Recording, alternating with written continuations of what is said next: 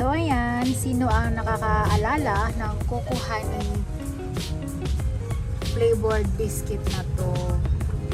High school pa ako, ito na yung biscuit na to and super sarap. Noong mga panahong 1999, 2000, ito ay mura lang. Ayan. Ngayon medyo pricey na siya. Ang sarap nito, grabe. Kaya kung ubusin yung isang balot nito isang buong araw. Napakasarap. And of course, ito yung aking orange, 2 for 25 peso. Ito ang aking nibbles here habang naulan. So, syempre, ayan, masarap kumain kapag umuulan. Masarap kumain. So, ayan yung nasa likod niya. Masarap nito. So, yun, umuulan pa rin. Kain po. Wala lang, share ko lang. Thank you for watching.